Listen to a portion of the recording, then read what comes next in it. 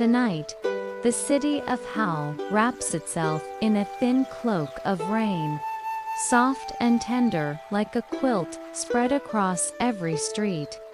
Droplets fall steadily on old rooftops, slide down misted windows, and weave a low, familiar melody that only reveals itself when the heart grows quiet. Here, within this glimmering hush of falling rain, I am Elora, the keeper of gentle showers in the city. Beside me is Bōken, a small gray cat with eyes as bright as two beads of dew. He does not merely meow. He whispers in a warm voice, like wind passing softly across the eaves.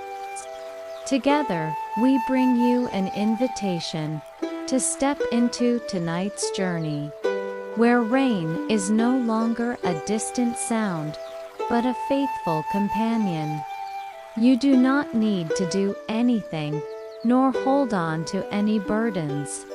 Simply let your body sink into rest. Let your eyelids drift closed. And listen as the rain taps gently on the roof, as if to say, everything is safe. The city of Howl welcomes you with its deep stillness. Its cobblestone streets gleam beneath the glow of lanterns. Its windows murmur greetings, and the sky itself bends low in protection. The rain becomes a tender curtain, falling between you and the noisy world outside. And as your breath begins to slow, as your heart begins to follow the steady rhythm of the rain, remember that tonight there is a path made just for you, a path leading straight into the softest of dreams. The rain falls slowly, the heart beats slowly, and all is well. The first street we stepped onto was paved with bricks, their surfaces soaked and glimmering beneath the rain. Each brick held a faint memory of the day just past, warmth of footsteps that hurried across, laughter that had echoed in the late afternoon, sighs of tired workers heading home. Now, with the rain falling steadily, all of that had been softened, smoothed over, polished until the street itself seemed to shimmer like a long ribbon of quiet light. Bōken trotted a little ahead, his gray fur darkened by the mist, his tail curving high like a delicate question mark in the air. From time to time he glanced back at me, eyes reflecting the lantern's glow, as if holding two tiny suns inside them. His voice came gently, almost hidden by the patter of rain. This is the place where afternoons are forgotten. Here, only night remains, and the comfort of rain. I lifted the oil lantern I carried, and its flame fluttered shyly at first, then grew steadier, casting a halo of soft amber against the wet walls and cobblestones. With each step, the circle of light moved forward, warming the air around us, pushing the cold a little farther back. The lantern seemed to breathe along with me. Inhale, as the flame leaned tall. Exhale, as it bent low again, like a quiet companion, reminding me to go slowly. The rain tapped endlessly on every surface, on the curved tiles of the roofs above, on wooden shutters, on the edges of forgotten signs. It was not a storm, not a rush, but a rhythm, slow, even, tender. A rhythm that echoed inside the body until my own heartbeat seemed to fall in line with it. Tap, tap, tap. slow and steady, like a lullaby. Do you smell it? I whispered to you, though my words were meant as much for myself. The air was heavy with the fragrance of wet earth, of old bricks releasing their warmth into the night, of cinnamon from a bakery that must have closed hours ago but still lingered in the rain. It was a fragrance of comfort, of memory, of home. Breathe it in with me, gently, slowly, and let it settle deep within. And when you breathe out, let every weight you carried today drift away into the gutters, to be carried off by the rain. At the corner of this street once lived a shoemaker, or so the story goes. He was not like other shoemakers.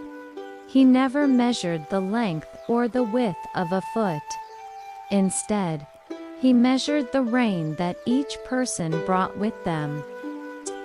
If you came rushing with a storm of worry, he would give you shoes as light as a whisper, so you could run until your troubles tired themselves out. If you arrived with the patient rain of autumn, he gave you boots lined with warmth to keep you steady on long, thoughtful journeys. And if, like us, you entered the night under gentle showers, he would smile softly and say, "Walk slowly." The streets love footsteps that take their time. I thought of his words as we walked, our lantern glowing, our shadows stretching, the bricks beneath us shining as if each one held its own drop of light. And above us, the rain continued its lullaby, each droplet falling as if in perfect agreement with the world. The rain falls slowly, the heart beats slowly, and everything is safe. We wandered deeper into the city, lantern light guiding us through narrow alleys where rainwater trickled like silver veins. Soon, a soft chime drifted through the misty night, as if the air itself had struck a bell. And there, at the heart of Howl, stood the clock tree. It was unlike any tree in the world.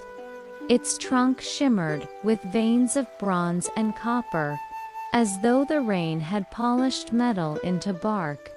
Its branches arched high and wide, each limb studded with wheels and gears that turned slowly, sighing with patience. And from those branches hung leaves shaped like thin glass, glistening under the rainfall.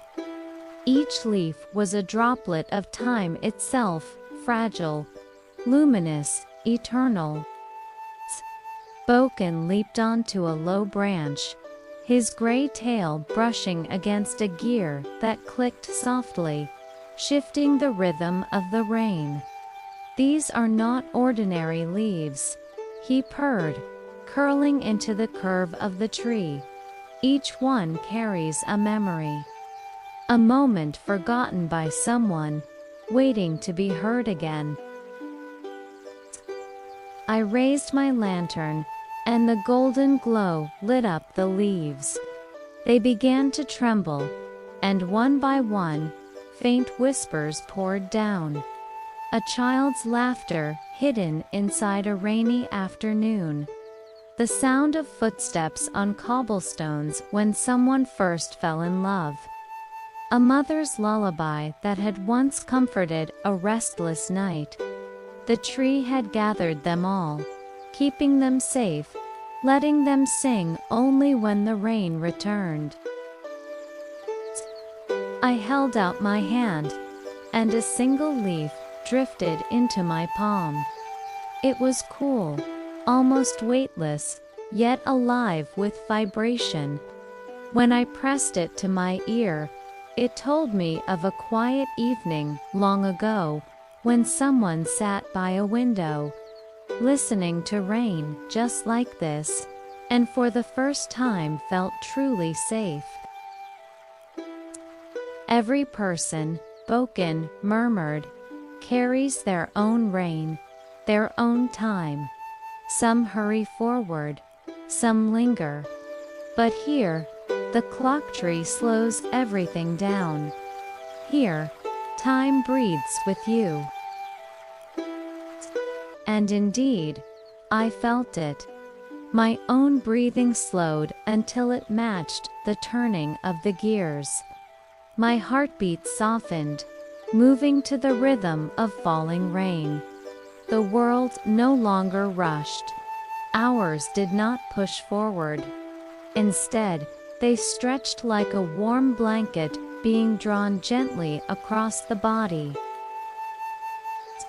I looked up and saw the leaves falling more slowly now, each one spinning lazily through the air before melting into drops that landed on the ground without a sound. The whole square seemed hushed, as though the city itself were inhaling deeply, then exhaling into sleep. Breathe with me now. Inhale, as though catching the scent of wet metal and cool bark. Exhale, as though releasing every sharp edge of time that pressed on you today. Let the rain take it. Let the clock tree hold it. For in Howl, the clocks do not strike to hurry the hours.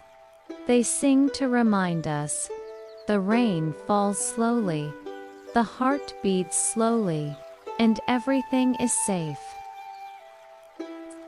And so we stayed beneath the clock tree for a long while. The lantern's flame glowed softly. Bōken's purring merged with the ticking of gears. And the leaves of time continued to fall like gentle reminders that night was made not for rushing, but for resting. Leaving the quiet glow of the clock tree behind, we followed a winding alley where rain pooled into shimmering mirrors. Lantern in hand, I watched the reflections ripple, bending the world into something dreamlike, as if Howl itself were slowly dissolving into memory. The path led us to a peculiar building at the end of the lane, a place known only in whispers, the Raincoat Library. Its doors were draped with heavy canvas, stitched with silver thread that glistened under the rain. As I pushed the curtain aside, a hush fell over us, deeper than silence. Inside, rows upon rows of shelves stretched endlessly, each lined not with ordinary books, but with raincoats of every color and age. Some were patched and worn, smelling faintly of chimney smoke and autumn leaves. Others gleamed as if woven from fresh raindrops, their fabric still damp, shimmering with captured storms. At a long desk sat the librarian, an elderly woman with hair as white as mist and fingers wrapped in woolen gloves. She looked up from the book she was mending, her eyes soft as candlelight. "Choose a raincoat," she said in a voice low and calm, "for each coat here holds a different kind of rain, and within it you will find the story that belongs to you tonight."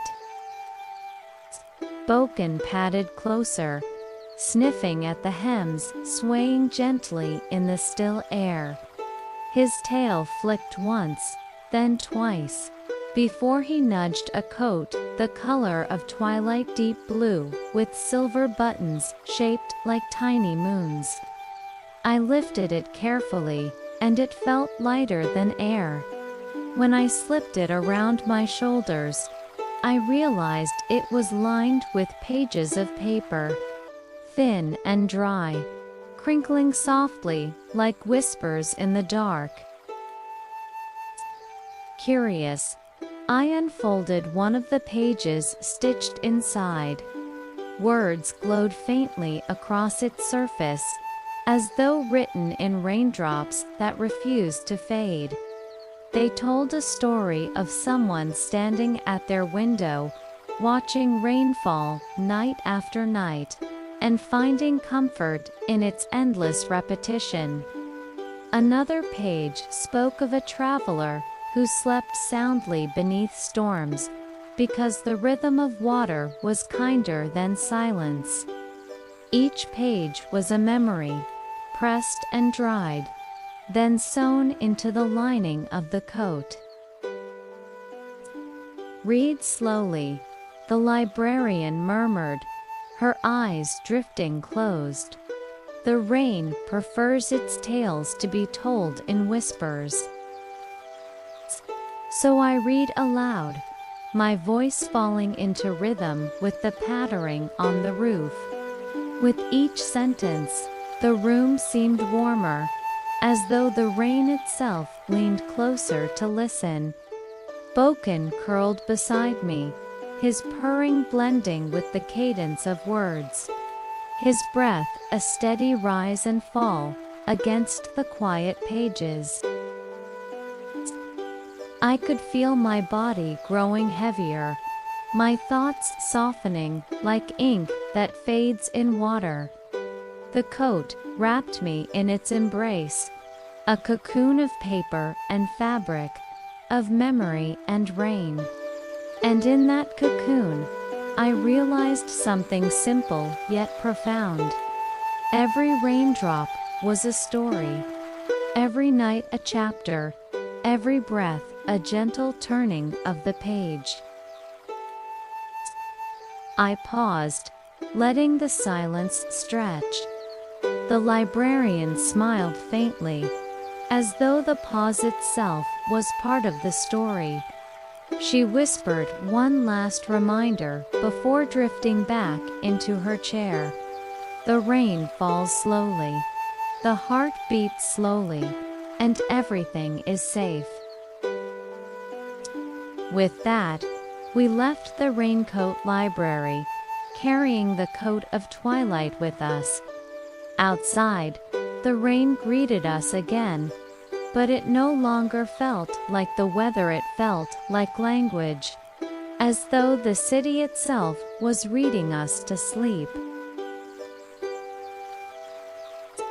The streets of Howl eventually curved toward an open space where the rain grew quieter, as if it, too, wished to listen.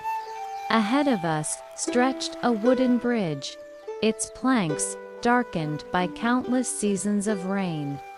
The lantern's light glided along its surface, revealing knots and grains that looked like ripples of water frozen into wood. Each step we took made a gentle creak, not sharp or startling, but deep and resonant, like the bridge itself was humming in its sleep. Beneath the bridge lay the sleeping river, unlike other rivers that rushed forward, foaming and tumbling. This one moved so slowly it seemed almost still. Its surface was dark, polished like obsidian, broken only by faint circles where raindrops touched it.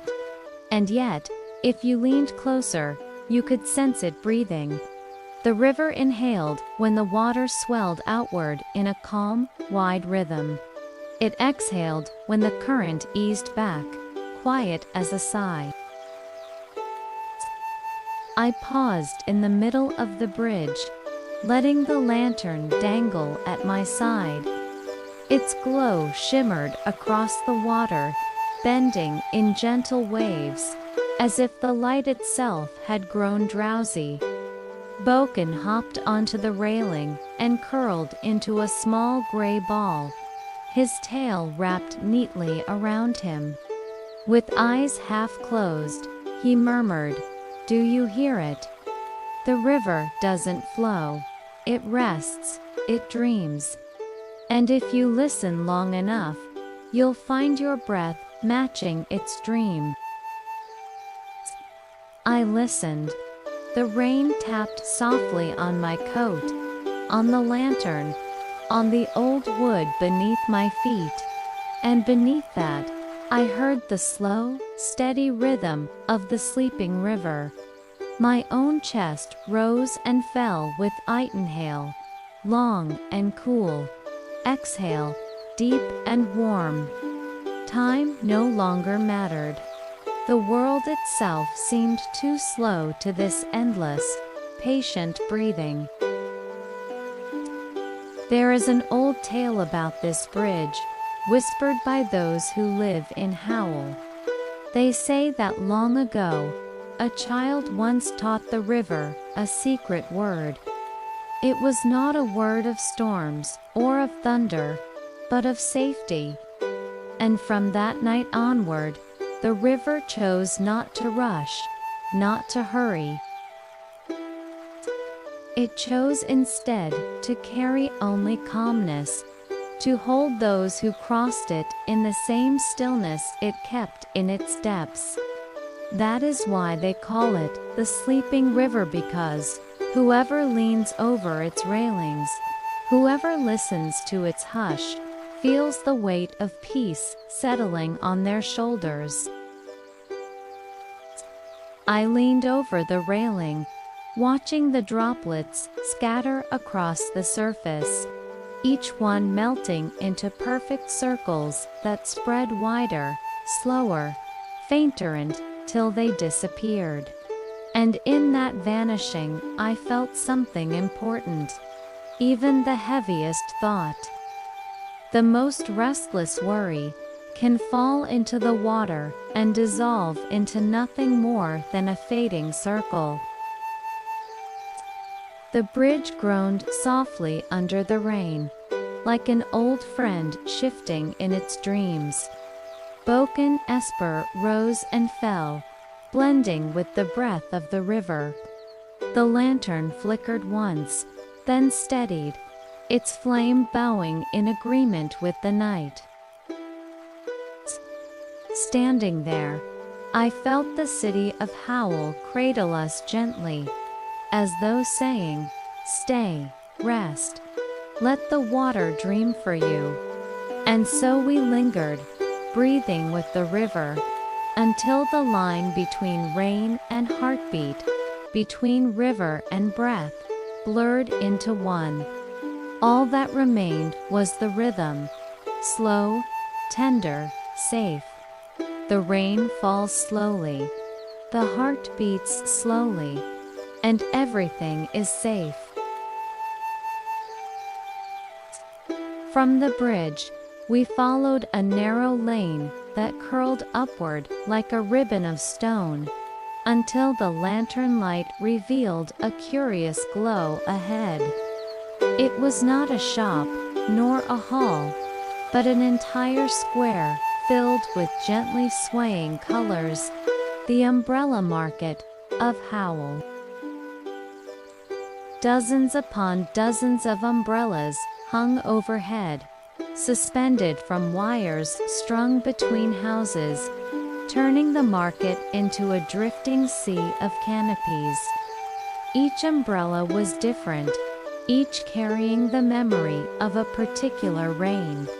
Some were patterned with raindrops shaped like musical notes, and when the water touched them, a faint melody rose into the night.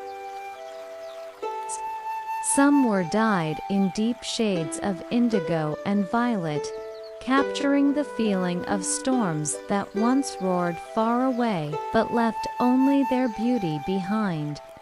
Others were plain and humble, smelling faintly of old wood and chimney smoke, protecting travelers with the comfort of a familiar roof. The air here was rich with the scent of oiled fabric and cedar. Water dripped gently from every umbrella into barrels placed along the stalls, and the sound was like hundreds of clocks ticking in harmony, soft, unhurried, endlessly patient. Bōken padded along the cobblestones, weaving between the merchant stalls. His whiskers twitched as he sniffed the fabric, pausing at one umbrella the color of dawn mist, pale gray, with edges stitched in silver thread. He looked back at me, eyes glinting, as if to say, "This one is yours." A man emerged from behind the stall, bent with age, his spectacles fogged with rain. He was the Tailor of the sky, known to every soul in Howl, but rarely seen. His coat was patched with clouds, his hands stained faintly with indigo dye. With a smile as gentle as drifting snow, he opened the umbrella and tilted it above me. Immediately, the rain softened, no longer striking hard, but tapping as though it had chosen to play a lullaby just for us. "This umbrella," he said, voice like a low hum, "is sewn from the edges of calm storms. Hold it, and every drop will fall more slowly. Walk beneath it, and the world will hush around you." I lifted my hand to the fabric. The raindrops slid across its surface, not rushing to fall, but gliding gracefully, like dancers bowing after a quiet performance. Beneath that canopy, the city seemed to blur, the lantern glow softening, the cobblestones melting into shadow. The only thing that remained sharp was the sound of the rain itself, steady, measured, endlessly reassuring. Bōken curled himself into the folds of the tailor's cloak, purring softly, as if the umbrella's rhythm had already lulled him to sleep. The tailor chuckled, his eyes sparkling. "It is not only for shelter," he whispered. "It is a reminder. Rain is not here to hurry you. Rain is here to slow you down." And in that moment, I understood. The umbrella market was not a place to buy or sell, it was a sanctuary where each person chose the rain they wished to carry. Some needed the quick patter of energy, others sought the weight of summer storms. But tonight, for us, there was only the slow, tender rain that invited the body to rest. I thanked the tailor quietly. He bowed in return, then vanished back into the tapestry of umbrellas, as though he were made of fabric and cloud himself. We walked on, the umbrella above us, shimmering with silver stitches, and the city around us dimmed into a deeper quiet. Every sound stretched longer, every shadow grew softer, and the rain continued its endless song. The rain falls slowly, the heart beats slowly, and everything is safe. The path curved once more, and soon we reached the edge of the city, where lantern light no longer reached.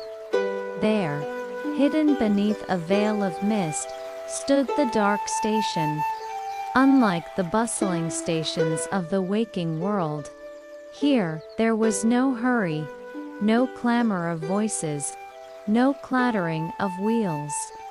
Only silence, softened by rain, and the faint glow of lamps that seemed to float without posts, like stars that had descended to rest. The platform stretched out in both directions, wooden planks slick with rain, yet warm underfoot, as though they had absorbed the memories of countless travelers. The timbers did not groan or creak, but hummed gently, as if they too were breathing with the night.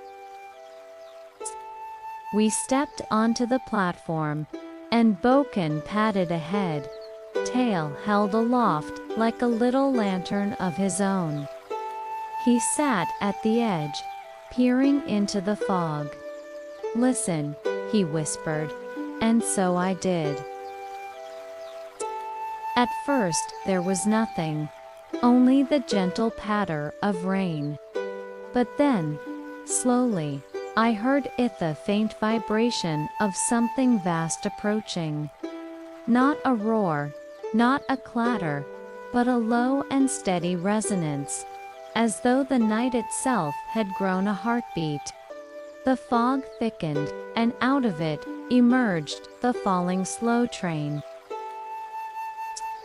It did not rush in. It descended.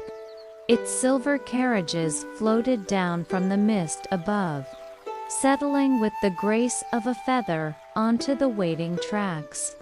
Steam curled around its windows, glowing faintly from lanterns within, each circle of light soft as candle flame.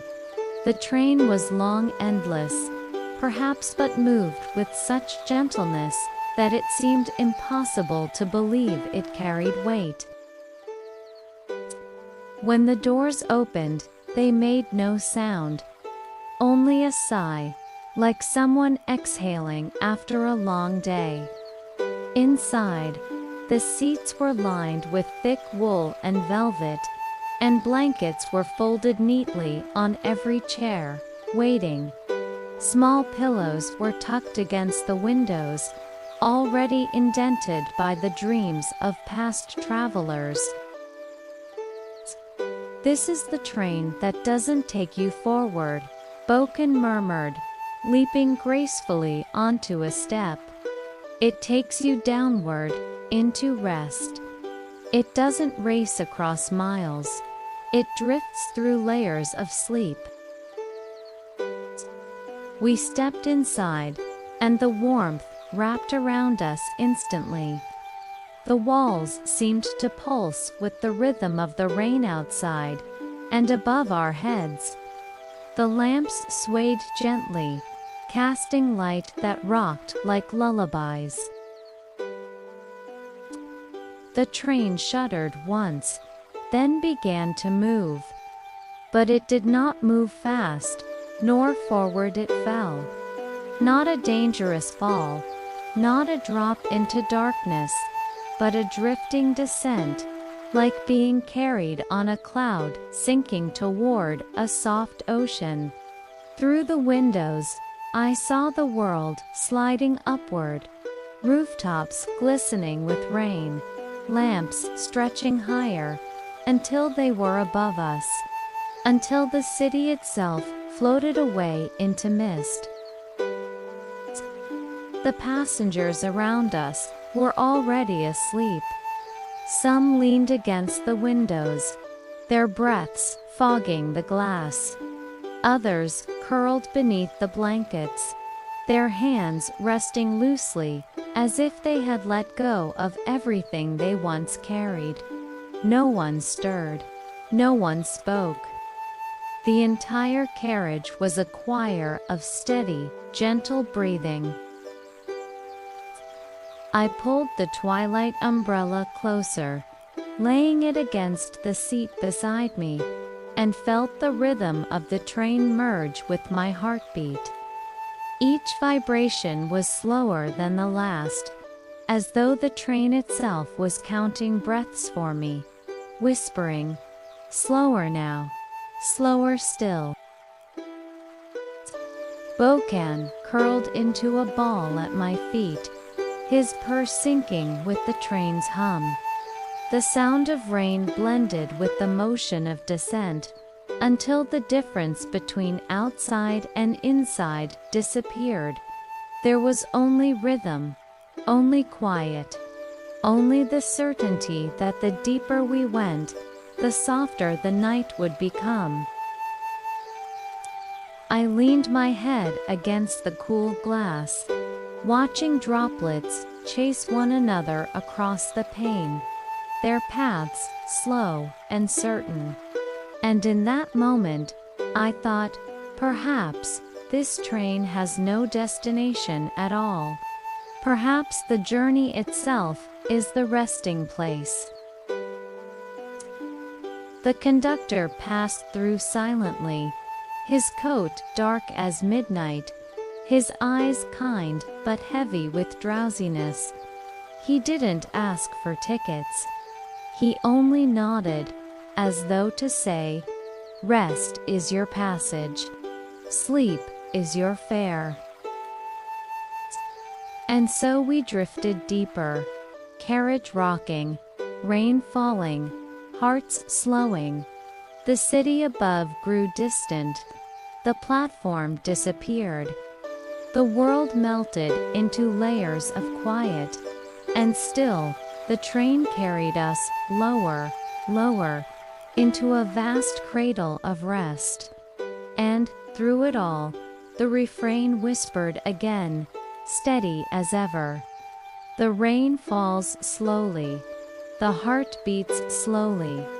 And everything is safe. The falling slow train carried us gently through layers of mist, and when its doors sighed open once more, we found ourselves stepping onto a terrace so high it seemed to brush the belly of the clouds. The rain had grown softer here, each droplet larger, rounder, as if it had taken its time to fall, savoring its descent. Before us stretched the rooftop garden of Howl.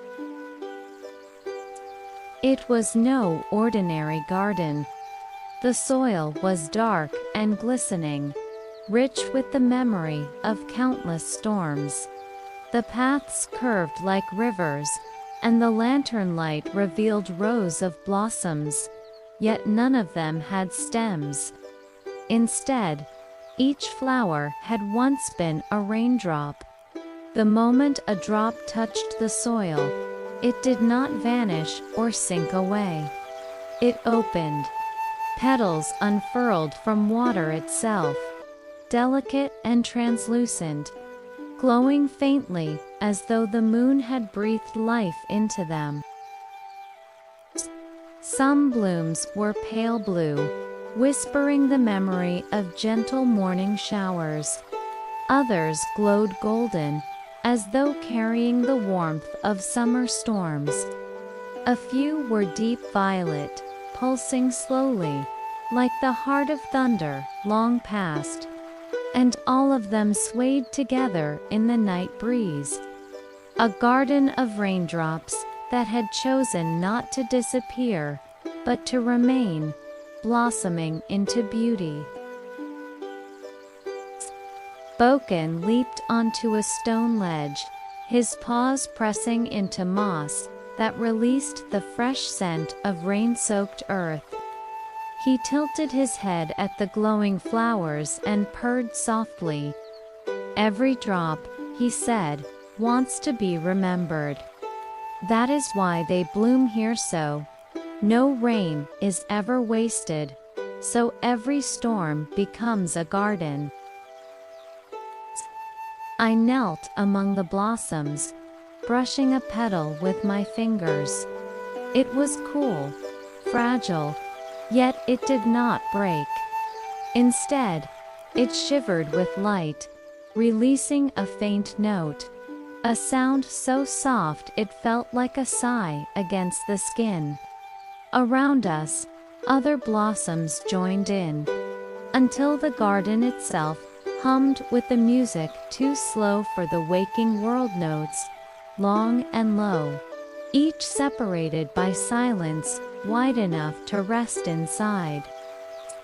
The air was heavy with fragrance, the sweetness of rain on stone. the sharpness of wet leaves, the comfort of distant wood smoke drifting up from the city below. Breathing it in was like drinking calmness. Breathing it out was like letting go of weight that had pressed for far too long. I thought of the day's burdens, of words left unspoken, of tasks left unfinished, and one by one, I placed them into the soil at my feet. Immediately, the earth swallowed them gently, and from that place rose a new flower, soft pink, trembling in the rain, whispering, "It is enough, rest now." Bōken padded closer, his fur brushing against my knee. He curled beside a cluster of golden blossoms, their glow tinting his gray coat with warmth. His purr deepened, syncing with the rhythm of the rain. For a moment, I could not tell whether the sound came from him, the flowers, or the garden itself. It all blended into one voice, one lullaby. Above us, the clouds shifted and parted just slightly, revealing the pale curve of the moon. Its light spilled down like milk, washing the garden in silver. The raindrop blossoms caught the glow and shone brighter, as though the moon had crowned each one with its blessing. The sight was so tender, so impossibly gentle, that I felt my breath slow of its own accord. Inhale, like gathering the silver glow into the chest. Exhale, like laying every heavy thought into the soil, where it would blossom into something softer. The garden did not rush.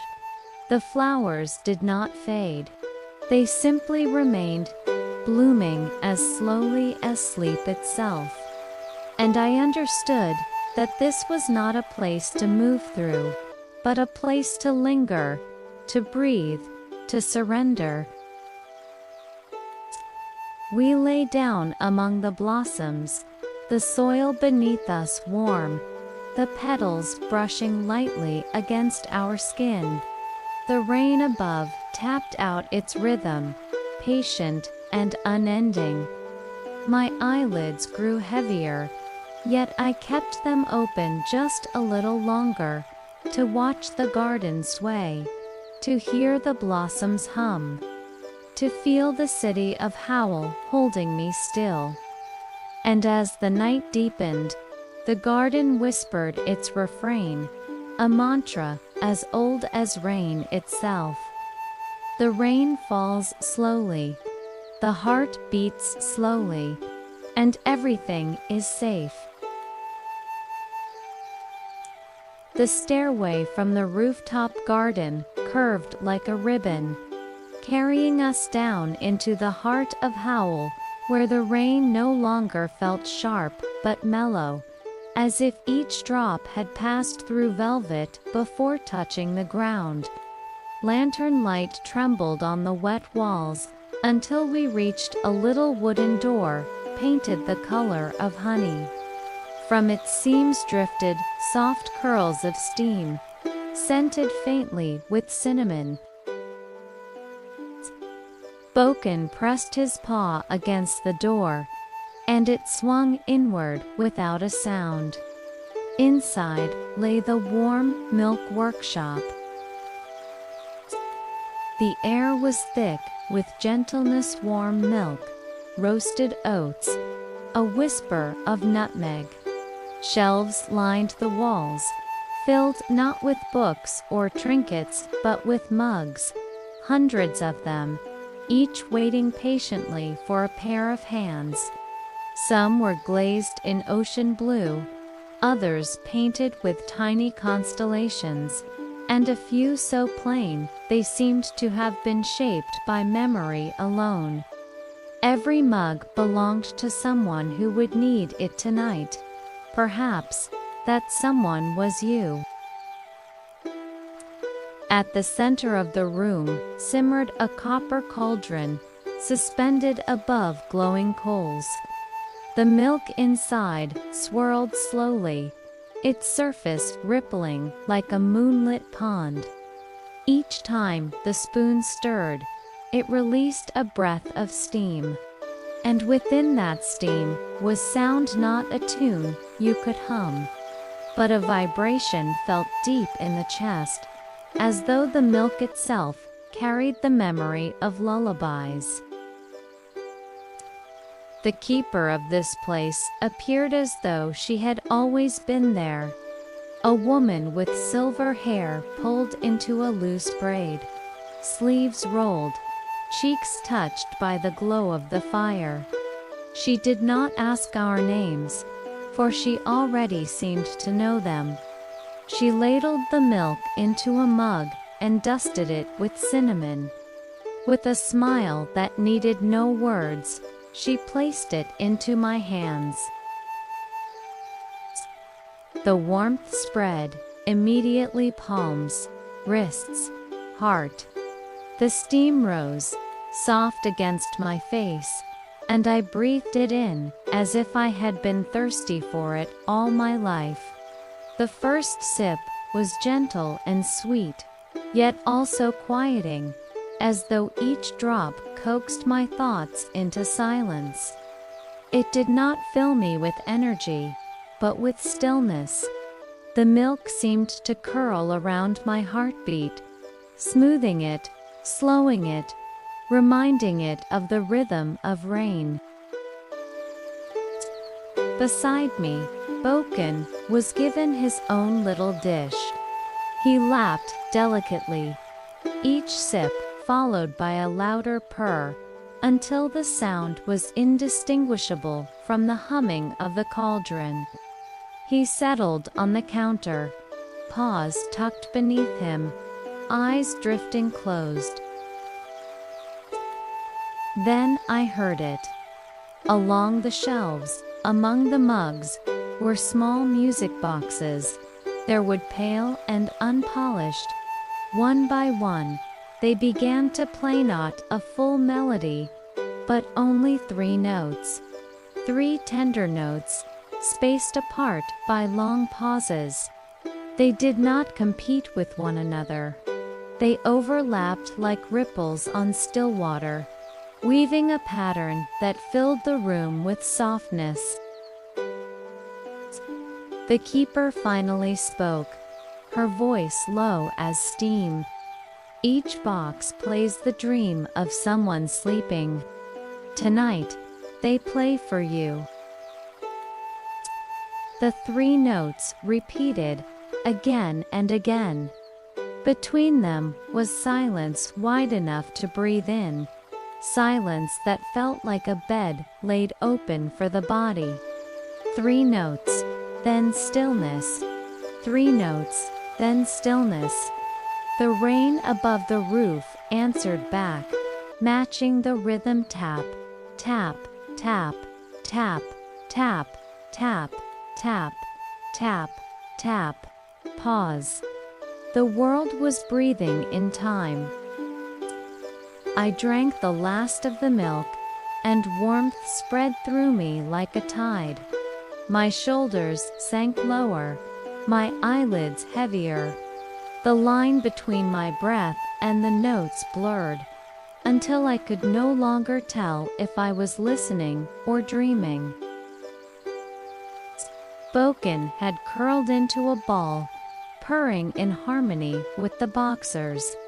The keeper returned to her cauldron, stirring slowly, humming along with the music, her song almost indistinguishable from the rain. And in that workshop, I felt the City of Howl lean closer, as though whispering. The rain falls slowly. The heart beats slowly. And everything is safe. We left the warmth of the milk workshop behind, its cinnamon-scented hush still clinging to our coats. Outside, the rain had softened again, falling in threads, so fine, it was less a sound than a presence. A veil draped across the city. The lantern swung gently in my hand, casting circles of gold that dissolved quickly into the mist. Ahead of us stretched a narrow lane, almost hidden between two ancient houses that leaned inward as though whispering secrets to each other. "This is it," Bōken purred, his voice as soft as the rain. The whispering alley. The alley was hardly more than a passage, just wide enough for us to walk side by side. Its cobblestones were slick with moss, and its walls rose high and close, furred with ivy that dripped with silver droplets.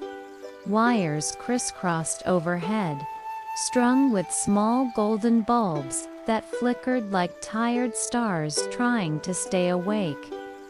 Every sound here was muted, the rain gentler, the air thicker, as though we had stepped not into a street, but into the slow-beating heart of the city itself.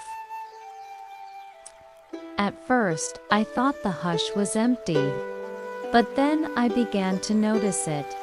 A low murmur woven into the rhythm of the rain. The walls seemed to breathe, releasing fragments of words, half-formed phrases, sighs carried from long ago. If I leaned close, pressing my palm against the whetstone, the voices grew clearer. A lullaby sung by a mother hurrying home. A promise whispered in the rain and never broken. The laughter of two friends sheltering under the same umbrella. The stones had remembered them all.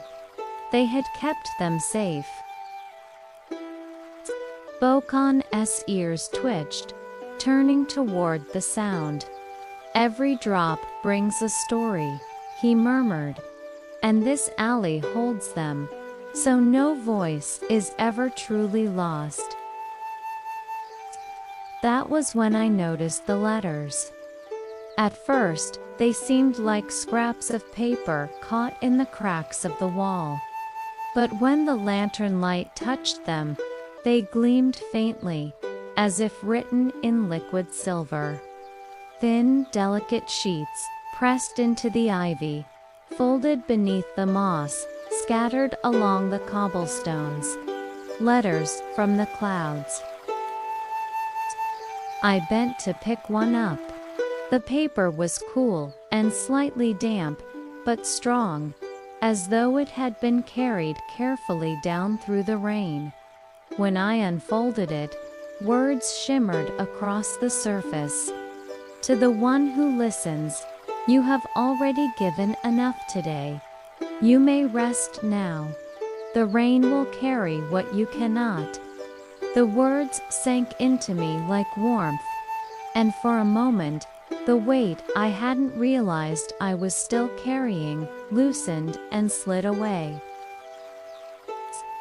Another letter fluttered down from above, landing gently at my feet. I opened it. "Do not fear forgetting. What matters will remain. What is meant to leave will dissolve, like raindrops fading into stone." I read them aloud, slowly, letting the syllables draw long, like threads spun into the air. The alley seemed to pause to listen. Even the rain fell in quieter rhythm, as though giving space for the words. More letters began to appear, slipping out from the ivy, sliding free from the stones, drifting into the shallow puddles. I unfolded them one by one. None were long, none dramatic. Each was a small reassurance. "You are safe. You are not alone. It is enough to rest. The night is here to hold you." Bōken curled against my ankle, his purr blending with the whispers of the walls. I felt as if the entire alley had become a choir, each stone and leaf and raindrop speaking the same truth in different words. I let the letters fall from my hands. They did not vanish, but melted back into water, their ink spilling into the puddles like light dissolving into darkness. And in their place remained only the whisper, steady and eternal, the voice of the city, the voice of the rain, the voice of all who had ever sought rest in this place. As we reached the far end of the alley, I turned back once more. The bulbs above flickered faintly, the ivy swayed with the weight of fresh drops, and the stones whispered on, gentle and endless. It felt less like leaving, and more like being carried forward, the alley's blessing following us with every step. The rain falls slowly, the heart beats slowly, and everything is safe. The whispering alley released us into a wide courtyard, where the rain thinned to a delicate mist. The lantern in my hand flickered once, then grew steady, as though it knew we had reached the final chapter of our wandering. Before us rose a building unlike any other in Howl, vast and round, its walls smooth as polished stone, its windows glowing with a pale, drowsy light. This was the city's bedroom. The air itself grew quieter here. Even the rain seemed to soften its voice, falling as though it tiptoed upon the roof. The courtyard stones were warm despite the night, and ivy crept along the walls, carrying droplets that looked like tiny beads of glass. Bōken padded ahead, his paws making no sound, his tail swaying in slow arcs, guiding me toward the great doorway at the center. But this door was not made of wood, nor iron, nor glass. It was made of transparency, a door you could see through, as if it were carved from a single piece of pure rain. It shimmered faintly with the reflections of the city behind us, but when I looked closer, I saw something else. A room bathed in tender shadow, a bed prepared, a light breathing that seemed to echo my own. Bōken pressed his paw against the door. Ripples spread outward, just as they would on water, and the surface opened gently, without a sound. Together, we stepped through. Inside, the room was vast and yet intimate. Its floor was carpeted with moss, soft and springy underfoot. Its walls curved upward into a high dome painted with shifting clouds, clouds that glowed faintly with moonlight.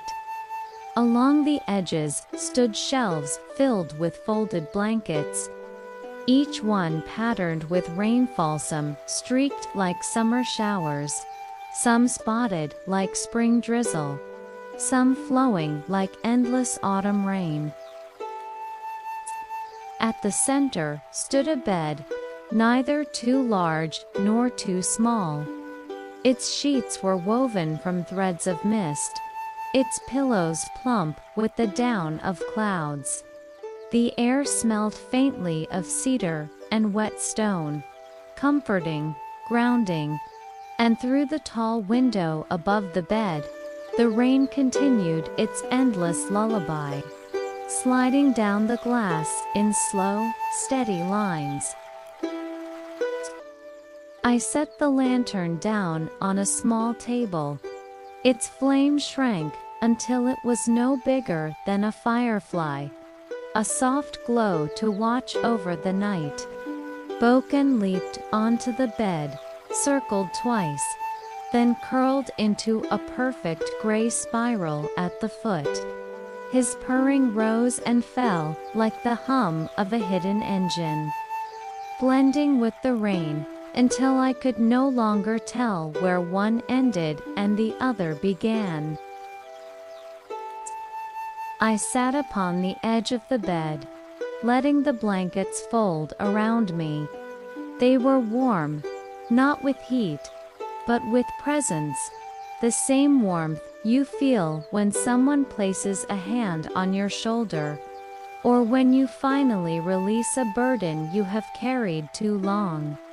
I sank deeper, until the bed cradled me, as though it had been waiting, prepared not just for anyone, but for me, for you. The room seemed to breathe with me. Each inhale, the dome above brightened faintly, the clouds glowing silver. Each exhale, the light dimmed, and the sound of rain deepened. Slowly, I realized it was not just a bedroom. It was the heartbeat of Howl itself, slowing in rhythm with mine, promising to hold me through the night. I thought of the streets we had walked, the wet bricks gleaming, the clock tree and its whispering leaves of time, the library lined with coats of rain, the bridge where the river slept, the umbrellas swaying above the market, the train that drifted down instead of forward, the blossoms of rain that turned into flowers, the workshop of warm milk and lullabies, the alley of letters that promised rest. Each place had given a parting gift, a rhythm, a blessing, a whisper. And now, in the city's bedroom, all of them returned, layering over me like quilts. Bōken stirred, opened his eyes just enough to look at me, then closed them again. His breath matched the rain. His purr softened. He was gone into dreams. And so, I lay back fully. The moss beneath me supported my weight. The blanket folded close. The rain tapped against the window like 1,000 gentle fingers keeping time. My breath slowed. My heart slowed. And as my eyes grew heavy, I heard the city's voice, quiet, endless, eternal. The rain falls slowly. The heart beats slowly. And everything is safe. I let the words repeat, softer each time, until they no longer needed to be spoken. They had become part of the air, part of the rain, part of me. The transparent door closed itself behind us, sealing the world away. Beyond it, the City of Howl also lay down to sleep, its rooftops sighing, its streets hushed, its windows dimmed. The whole city breathing with us, dreaming with us. And in that dream, there was no more need for walking, no more need for lanterns or maps. There was only the bed, the rain, and the safety of being held by the night. "Good night," whispered the city. "Good night," whispered the rain. "Good night," whispered the heart itself, steady and slow. And then, all at once, everything was quiet.